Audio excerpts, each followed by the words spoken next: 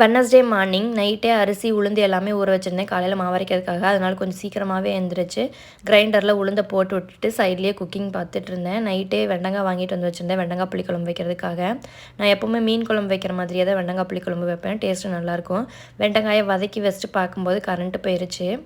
சரின்ட்டு மாவுமே அரைச்சிருந்துச்சி. மாவை கலக்கி வச்சிடலான்ட்டு கலக்கிட்டு இருந்தேன். ஒரு 1/2 அன் ஹவர் கிட்ட கரண்ட் வரவே இல்லை. அதுக்கப்புறமா தான் கரண்ட் வந்துச்சு. நேற்றும் இதே மாதிரி தான் கரண்ட்டு போயிடுச்சு.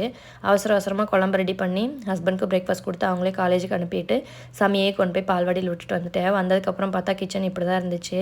சமி வீட்டில் இருக்க வரைக்கும் எனக்கு பெருசாக வேலை இருந்த மாதிரியே இல்லை. சமி பால்வாடி போக ஆரம்பித்ததுக்கப்புறம் தான் நிறைய வேலை இருக்கிற மாதிரி இருக்குது. வீட்டிலேயே வச்சுக்கலாமான்னும் இருக்கும். ஆனால் ஒரு சைடு பார்த்தீங்கன்னா சமியை பால்வாடி அனுப்பலைன்னா ஸ்கூல் போக மாட்டாங்களோன்ற ஒரு பயமும் இருக்குது. எல்லா வேலையும் முடிச்சுட்டு லஞ்சுக்கு கம்மங்கூழுக்கு கம்பையாக அரைச்சி கூழும் காய்ச்சி வச்சாச்சு. கிச்சனுமே ஃபுல்லாக க்ளீன் ஆயிருச்சு. என்னோடய வீடியோஸ் பிடிச்சிருந்துச்சுன்னா லைக் அண்ட் சப்ஸ்கிரைப் பண்ணுங்கள்.